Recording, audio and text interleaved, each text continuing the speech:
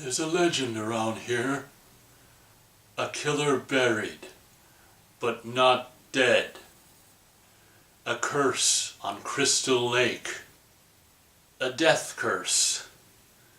Jason Voorhees curse. Hello, huge movie fanatic Nate, stopping on by, continuing my reviews of the Friday the 13th movies.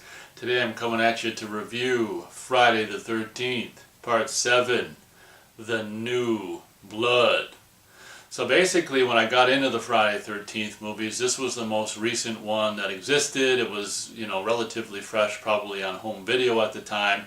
This is the very first Friday the 13th movie I ever saw. Being 12 years old, I was kind of like, at the time, I'm like, well, obviously I want to see the most recent one. I didn't care about like seeing them in order. At being 12, I was like, well, obviously the most recent one's going to be the most modern and the most cool. That's kind of my thought process at 12. So that's why I saw this one first. Actually, I almost saw this in the theater, and I'm just so kind of regretful that we didn't. My dad and I think, had both seen on separate occasions, a trailer for this on TV where there was a shot of that girl in the tent. It's just like, come on, you big hunk of a man, come and get me. And it's like he cuts the machete cuts the tent open, and she's like, ah.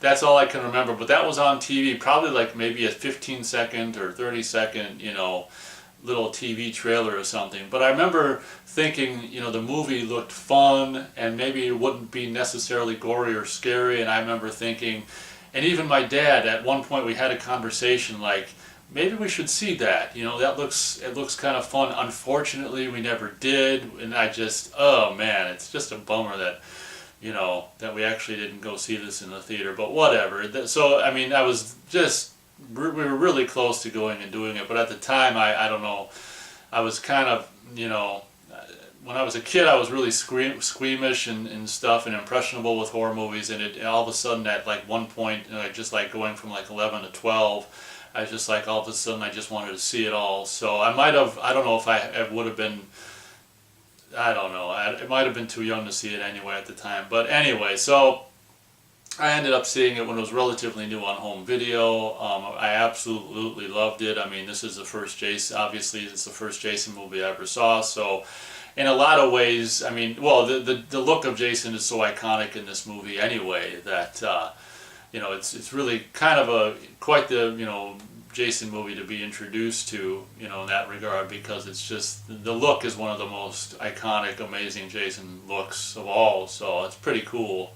So having just rewatched this recently, I just love they kind of do a little bit of a final chapter. This thing has a kind of couple parallels to Final Chapter. The first being, the start of the movie, the recap. They're just showing different clips. And what's really cool is they integrate I didn't know this until I got the DVD of Part 6, whenever it came out in 2001, I think. And I think they had the teaser trailer of Jason Lives on the DVD. And then at that point I realized that the footage they use of the grave site at the beginning, of the kind of the recap or the intro of this movie is using the actual teaser trailer from Jason Lives Friday the 13th Part 6. The kind of the push in on the gravestone and seeing the Jason Voorhees gravestone blow up and that kind of stuff was from the teaser. Obviously, we didn't see that in the actual movie of Part 6.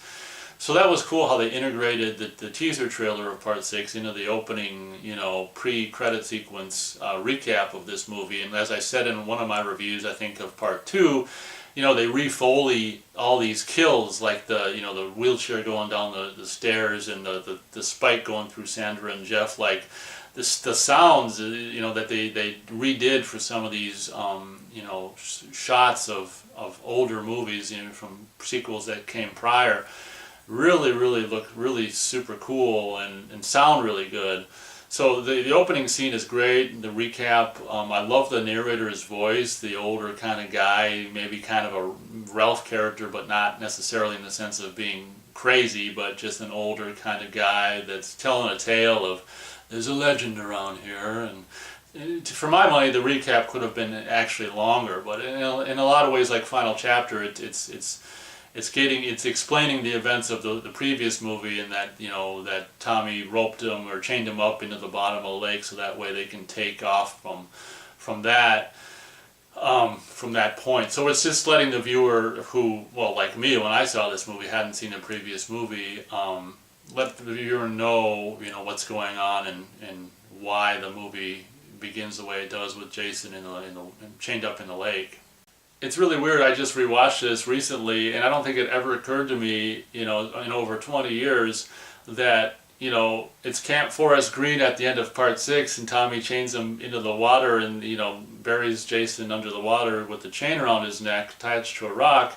And then all of a sudden at the beginning of this movie, it's like there's no sign of Camp Forest Green. It's just like looks like a couple houses just with a dock, just frickin' sitting there. It's like, where did the camp go? And now it's just a lake out, a lake with a couple houses by it, and now there's this, obviously the opening after the opening credits, we introduce the young Tina, and since the last 3 movies dealt with this male character of Tommy Jarvis, they're kind of flipping it, which is fine at this point, and making the main character a girl. And we're just like the Tommy Jarvis character of 5 and 6. He was kind of troubled with a troubled past. They're kind of doing that with Tina in a way, and very quickly at the beginning of the movie showing her troubled past, which is when she was a little girl, for some reason at the lake, which was formerly Camp Forest Green. Now there's just a lake with a couple of houses at it.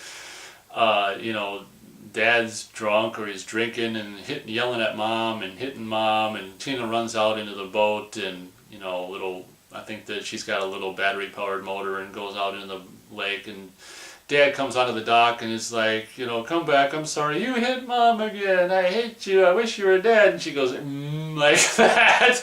And basically all these bubbles go out from under the boat she's under and go to the dock, and basically in a really cool scene that must have been really, I can't believe they, for a Friday the 13th movie, had the budget to do this, where they actually have this dock, basically go, must have been on hydraulic stuff under the water to make it, go back and forth. And, basically Tina makes this dock collapse, basically killing her father with her telekinetic. I don't know if this is the first time, could be the first time the telekineticness ever came out of her or whatever, but we quickly cut to present day or whatever, with, I don't know how you pronounce her name, is it Lar Park Lincoln or whatever, now playing the older version of Tina being driven back to the location of, which is, like I say, I didn't even realize it until just watching it recently, that what happened to the Camp Forest Green? Now it's just a lake with a couple of houses around it.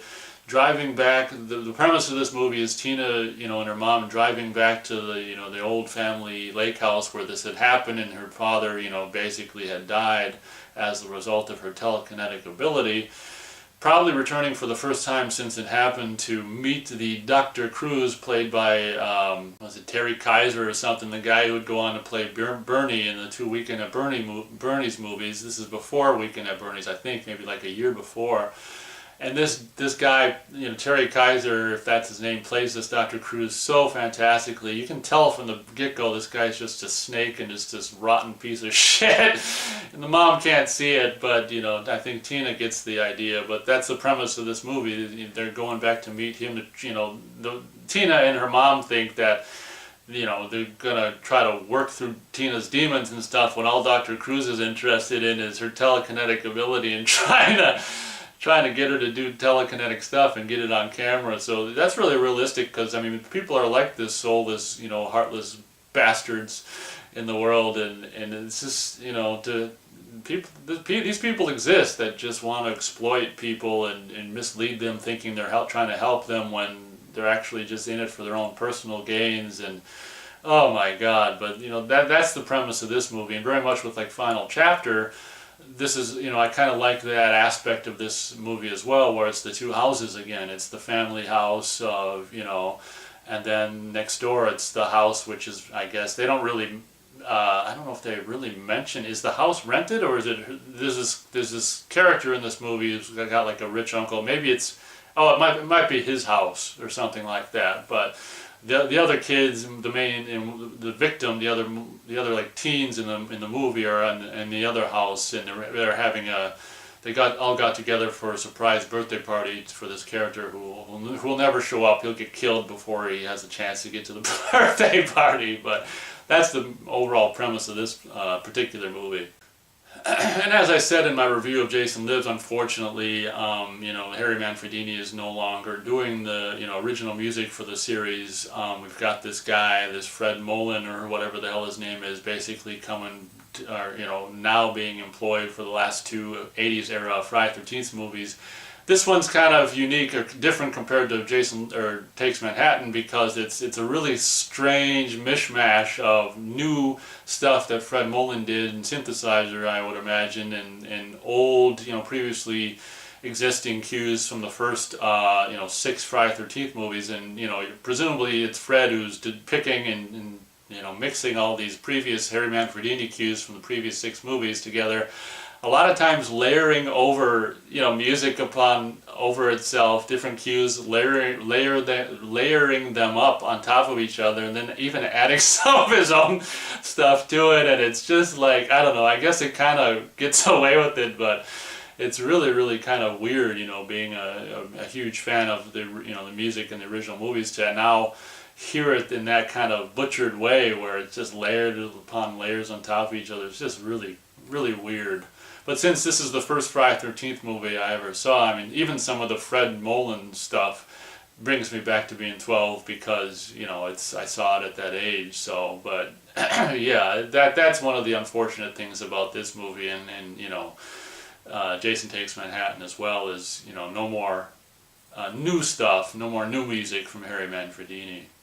So basically towards the beginning of the movie, very early on after Tina arrives at this spot, understandably so, ends up all disturbed and bothered, not hot and bothered, but bothered by, just being back at the location where, her dad died and she basically killed him. Well, let's face it, and seeing this picture on the wall and seeing all this and that, she just really becomes distraught, and at one night she runs out onto the dock and is just like, I wish I could bring you back, and not knowing that basically Jason's down there chained up now.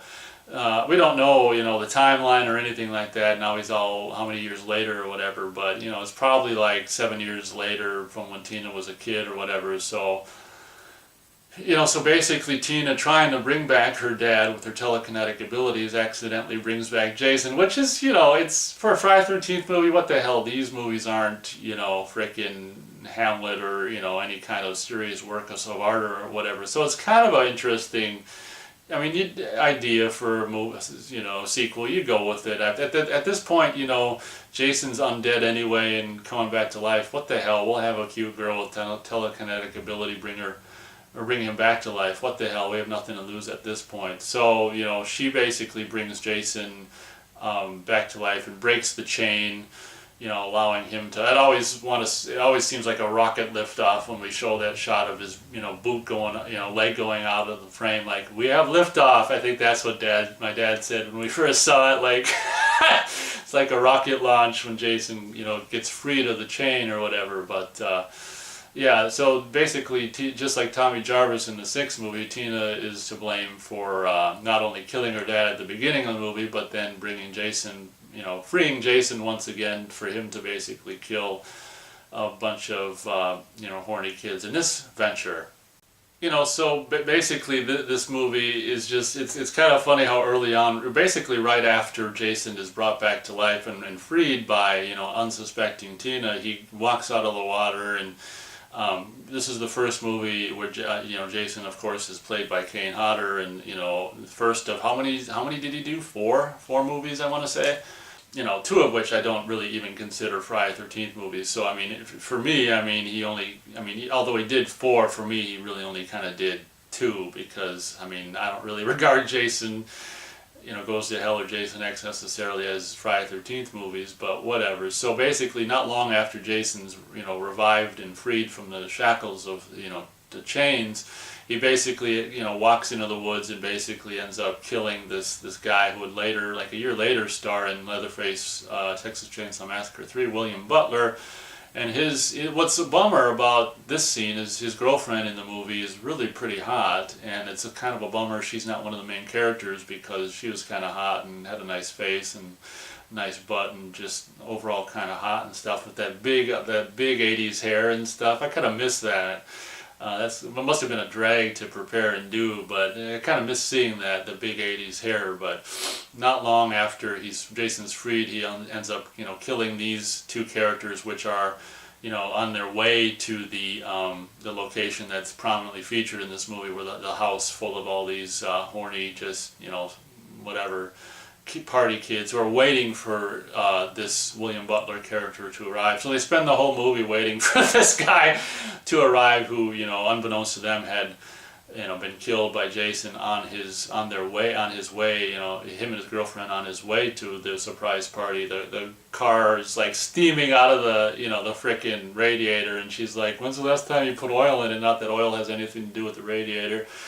That was just so funny. But this movie, I will say that this movie, I don't know, it's kind of it takes some steps down from the sixth one. The sixth one is so absolutely fantastic in conception and conceived, and the conception and execution of the sixth one I think is absolutely fantastic. This one plays more like just kind of kills just for kill's sake, and although I like it a lot because of just the 12-year-old, seeing it when I was 12, and it always kind of, in a way, you always, every time you watch it, you kind of see it a little bit through those 12-year-olds' eyes. But I mean, it's, having rewatched it recently, it is kind of just much more of a blatant kind of just money grab. It plays much more like a money grab to me than the sixth one, where it's, the kills are kind of, the kills are kind of cool, and I actually love, the tent spike thrown at William Butler, and that bit is really cool, and all this kind of stuff, and but for example, it's like New Beginning in a way, like the introducing of William Butler and his girlfriend only to kill him, and then later on they'll introduce these other two campers in the tent and then just kill them. So that's kind of why I have more of a problem with this movie. I don't know, not a big problem, but for me it's not as good as Jason Lives. But I do think, even though it might not be for me as good as Jason Lives, I do think what they do with the characters and in the intricate. Well, how do you say that word? I don't think I'm going to be able to say the word. The intricate. Well, I'll just say intricateness of the characters and what's going on with all the characters, and these two girls, and I can't remember. I can't remember the name of the girl that ends up with the pothead, but Maddie is her friend, and they both like this pothead, and one's probably a little hotter than the other, Maddie being more nerdy looking, and the other one being Robin. Robin is the name of the girl who ends up with the pothead, So there's all kinds of intricate little details with the characters throughout the movie. There's this bitch, Melissa bitch, who's all the prissy rich bitch, who is all hot to trot for, I can't remember I can't remember the name of the Tina's, the guy who lives with Tina at the end of the movie. There's so many names of all these characters. I can't remember. Can't remember them for shit. Anyway, we'll just say that guy. This Melissa bitch likes this guy, and there are kind of intricate goings on. Probably some of the most intricate details with all the characters in any of the movies. It's not that it really matters, but Maddie and Robin both liking the pothead, and Robin looks like she's gonna get him, and that makes Maddie do a little touch-up work. And what's so goofy about this scene, when Maddie puts on this dress and does all this makeup and all this stuff, then she goes outside looking for this guy. David is the pothead who she's got the crush on. It's just absolutely, it's like a 5-year-old wrote this scene. It's like, yeah, she puts on the dress, puts on the stockings, puts on the makeup, and let's go at night outside in the woods to look for the guy. I think he's busy at the time screwing Robin upstairs, and yeah, let's go look for him outside at night and lose an earring, and then get chased by Jason into the tool shed where he dispatches with Maddie. But there's some scenes in the movie that are just absolutely they come across like they're written by a 10-year-old. It's kind of funny. Because of Tina's telekinetics and special powers and all this shit, she gets these visions of basically I think Michael is the name of the birthday boy. What did I say the guy who played him's name was? I can't remember. William Butler. I think Michael is the name of the birthday boy who gets killed early on in the movie, and for some reason he ends up being like, I can't, it'd be so funny to see a deleted scene of Jason like placing him in the tree. He ends up being like, his body just ends up being discovered and just all tangled in this tree or whatever, and just like, I just think that is just, I always thought that was just so funny. Actually, it gets funnier as time goes on and the more I watch it. I don't think I thought anything of it when I was 12, but watching it recently again, I was just like, why is his body just in a tree? Just like, he does a good job of being still though in the scenes where they, you know, have scenes around the corpse. Oh gosh. So unlike, you know, Jason Lives, one of the things that I mentioned in my review of that film that I liked least about the movie was the completely and totally clothed sex scene. Well, I can say that as a 12-year-old boy, and even still now as an older boy, I definitely appreciated the frontal, you know, the topless nudity from the character of Robin in this movie. Not only just once, but I think like kind of 3 separate occasions. That one goofy scene where she kind of just sits up, you know, her top's covered up and she sits up into the bed. It's so blatantly sits up just so the thing can fall off, and then she puts it up again. And so yeah, definitely, you know, as a 12-year-old and an older year old now, definitely appreciate the character of Robin's boobies in this movie. Finally, after the little bit of the drought, the booby drought of Jason Lives, we kind of returned back to I think to some boobies on camera. I think that these are actually the only breasts we do see in this movie, but it's fine because, you know, they're ample. Anyway, I don't want to start reviewing becoming the character from the remake and start reviewing her nipple placement, but I will simply say that yes, it's I appreciated the return of some boobies. So thank you very much, Robin. So towards the end of the movie, you know, Tina and I can't remember the name of the, you know, the Superman, macho man, you know, hunky guy that Tina ends up with, but him and Tina end up coming back to her house, and, you know, at this point, like, I think her mom's dead, and what's his name spends a good part of the last half of the movie out in the woods, Dr. Cruz, and him and his mom. There's just so many ridiculous scenes in this movie where, you know, Tina runs away because Cruz is going to threaten to put her in the nut house or commit her, and Tina runs away, and later on, you know, Mom and Cruz go out looking for her, and they, you know, Mom ends up, you know, Dr. Cruz ends up using Mom as a human shield. You know, Jason appears with a weapon and Cruz puts Mom and, you know, holds Mom in front of him. Oh my God, that guy is just a big asshole, isn't he? But what the hell was I saying? Oh yeah, it's just like this movie. It seems like, I don't know, Tina's out in the woods and then she's back at the house, and when she's back at the house, her mom and Dr. Cruz are out in the woods looking for her, and then Tina ends up back in the woods again and runs into Dr. Cruz, and it's just like, oh my gosh, everything happens at some point in this movie. It's just really weird. But what I was saying is, you know, the Nick might be the hunky guy in this movie. Nick and Tina end up back at her house, and they end up discovering some clippings which is what should have happened with the Chris character in the third movie, but Tina ends up coming across clippings of, you know, newspaper clippings of Jason Voorhees, so she kind of, her character gets clued into the whole thing about Jason, you know, with them clippings, and then she realizes that it's in fact Jason that has killed Michael, the birthday boy, and is killing everyone else, and, you know, Jason's the one she's having all these visions of. So at that point she becomes aware of that. So the writers did something competent in that regard. Anyway. So after, you know, Dr. Cruz just basically trapped out in the woods after having used Tina's mom for a human shield, he comes in contact with Tina, and she sees the blood on him, and he lies and says her mom's at the house. Well, no, she just came from there. She basically, you know, Tina just runs away from Dr. Cruz again, only to have, like, Dr. Cruz lean against a tree and start hearing this, you know, this what sounds like a chainsaw, but it turns out to be this kind of weed whacker with this, you know, tree trimming attachment. I think this is the only power tool that Jason ever uses in a Friday the 13th movie, which is really strange. You know, it's really, to be honest, I'm not too sure if it fits with Jason. I kind of just like the implements more, but, you know, having it happen once, it's just kind of really weird in so many movies. Like, you know, to only have Jason use a power tool once. So, you know, it's kind of shows maybe Jason's a little smarter than maybe a lot of us thought.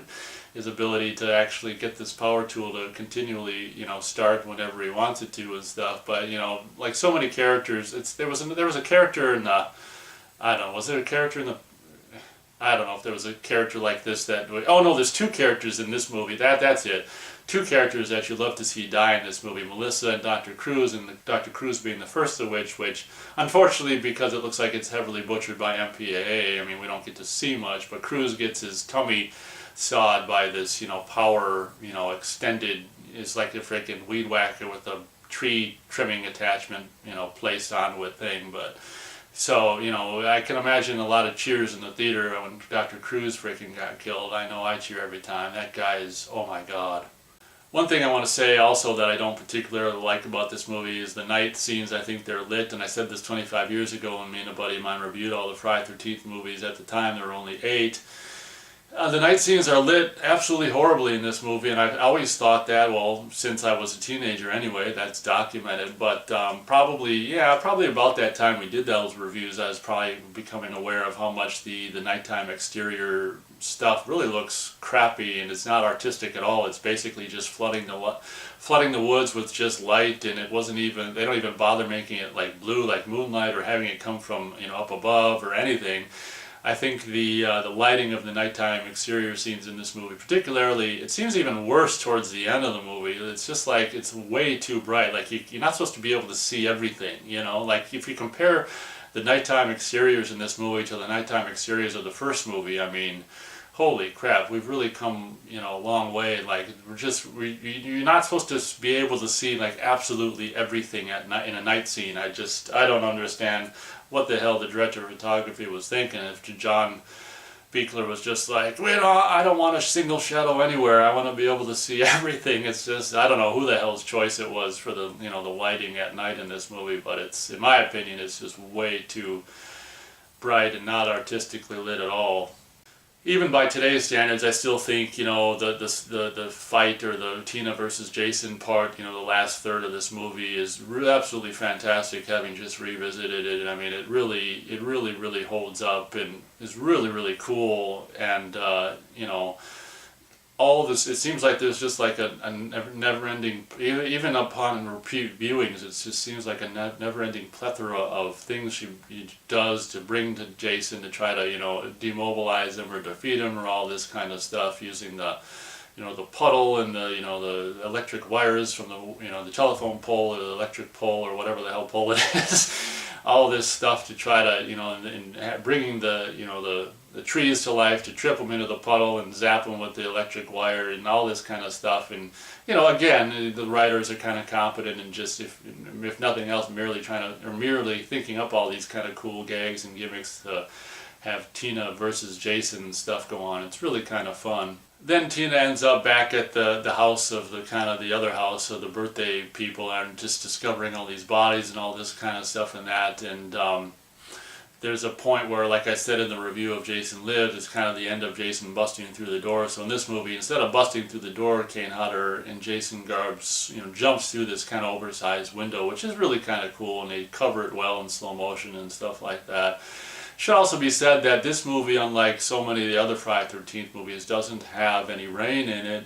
They just kind of do like thunder and lightning with no rain ever. I mean, that, you know, that does happen. You know, there are nights where there's thunder and lightning and no rain ever appears. But I do think it's kind of, let's face it, it's probably just laziness and cheapness on the part of the filmmakers not to have rain. But, you know, I guess if you have rain in every movie, it just becomes, I don't know. I mean, every Friday the 13th movie is what I meant.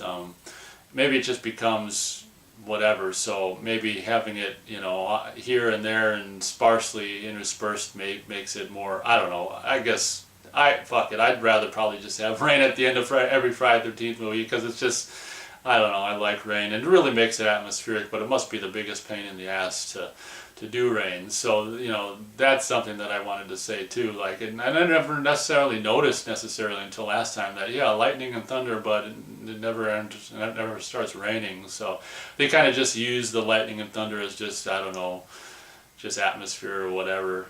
So it never occurred to me until just the last time I just recently rewatched this, is at some point in the movie, Rick, or what's his name? Nick, not Rick.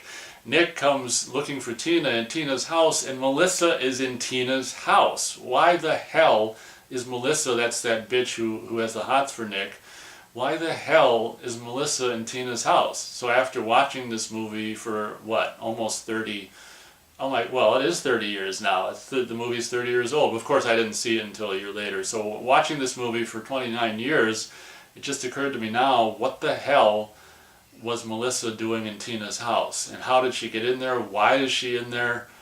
I'll never know. What's your take on that?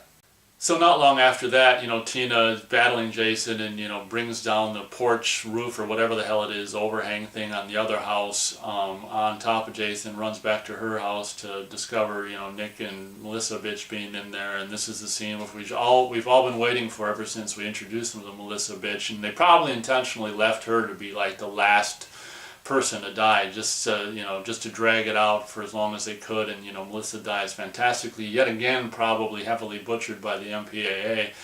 When she opens the door, she's like, fuck you both, and turns around and opens the door, and to Jason standing right there raising an axe, plummets it directly into her fucking face and grabs her and throws her over the huge big old tube TV. So I'm sure fans, it was probably a big cheer opening weekend in the theaters all across the country when Melissa died. I know I sure as shit would have. That was great.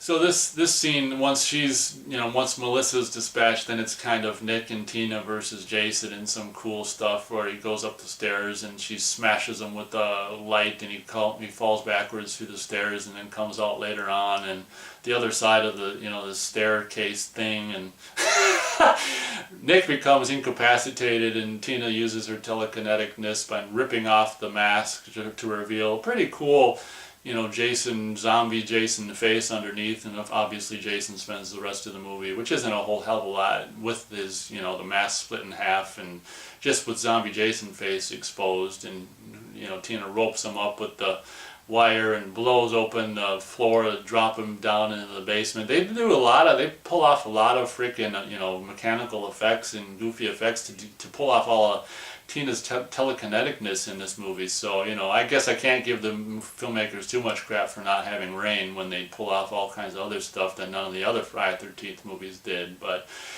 ultimately, Tina ends up downstairs with Jason in this famous scene where she lights him on fire, and I think it was some kind of a, obviously, Kane Hodder being a stuntman as well, and, used to burning stunts, unfortunately, one of which I guess he actually got burned quite bad. It wasn't even for a movie. I think he was just lighting himself on fire for a reporter or something like that. That's too bad. It's dangerous to light yourself on fire. But there's a relatively impressive, I've said it in reviews of my review of The Burning, which I'm not a big fan of burns in movies, but this one is one of the best ones I've ever seen, because the way Jason appears during the burn is virtually indistinguishable from the way he looks for the rest of the movie. The reason I hate burns in most movies is because, like with Halloween 2 or The Burning and stuff, people are clearly wearing boots and gloves and things on their head, so that it doesn't look at all like the character for the rest of the way the character looked up until that point. Whereas this movie, the burn is just Jason looks exactly like he did during the rest of the movie. So the burn is really one of the best burns in a movie. The burn in this movie is really good because of that, and Jason's just he's burning and he's just a slow motion writhing around until he falls down and stuff, and then Nick coming to, Nick and Tina run outside and onto the dock, because apparently if a house is burning it's just going to explode into billions of pieces. I don't know what the hell that's about, but again, it's kind of like the 10-year-old writer is taking over briefly again for that bit, but whatever. So just when you thought it was over, there's a little bit of loveliness on the dock. Nope, it's not over. Jason, and kind of a cool look, of course. He's all burnt now. Little shards of clothes hanging off him and stuff, and more zombie flesh exposed. This is kind of a cool look, and to be honest, it's too bad that Jason didn't spend much of the movie looking this way, of course. Picks up Tina and just throws her on the dock and, incapacitates yet again Nick, sends him, pushes him into a boat, and then he becomes unconscious again probably, and Jason turns around to probably finally kill Tina, but when when all of a sudden, who would come smashing out from beneath the dock? It's Daddy. Daddy, and I don't know why he's like, it looks like he's in chains. I don't understand. Yeah, he's like, he's in chains or something. Why is Daddy in chains? I don't quite understand that. Daddy comes up, smashing through the bottom of the dock, comes up from behind Jason and wraps his chains around Jason and around his neck and pulls Jason down. So like, Daddy comes and rescues, dead Daddy comes and rescues Tina, and once again, Jason ends up at the bottom of, I guess this is Crystal Lake, which is in Forest Green Lake, and now it's Crystal Lake again. That's something that I didn't mention about this movie as well. They just ditched the Forest Green thing at the beginning of the movie. Couple times in the movie we see a Crystal Lake sign. I think it just says Crystal Lake. I don't think it says Camp Crystal Lake. So yeah, they just ditched the frickin' camp, and now it's just Crystal Lake with a couple houses on it. I don't know, whatever. They took a little bit of license with that, but I guess it doesn't really matter. I didn't figure it out until 29 years later, so I guess whatever. But that's how this movie ends. Dead Daddy saves the day, and yeah, apparently originally they made some kind of like, I don't know, more Evil Dead 2-ish kind of zombie makeup for Daddy, and then they did a reshoot on that, which I think was a better decision. To not have Daddy be so much of a zombie, because you would have been like, who the hell is that? So it was a better decision to do reshoots shots of the guy without the zombie face. But there must have been some groans in the theater opening weekend when Daddy came out of the water slow motion, ready to take down Jason. I certainly would have groaned myself. Even being 11 at the time, if we would have saw it in the theater, I would have been like, yeah, that's stupid. So thus ends the Tina and Nick. Unfortunately Tina wouldn't get 3 movies. She only got 1, and to be honest, it would have kind of been cool to see Tina come back, but alas, that never happened.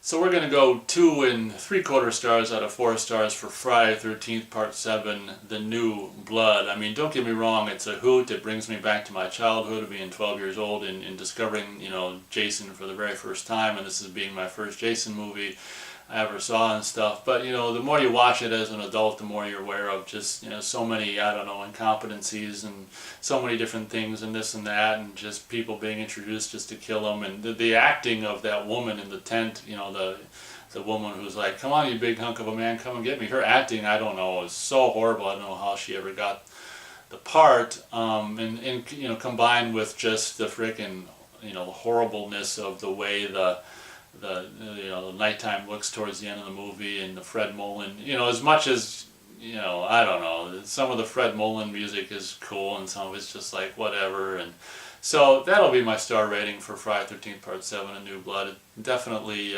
brings me back to the good old days of being a kid and stuff, but it does what it does, and I guess that's what it does. So thank you very much for watching this review, and as always, we'll catch you next time.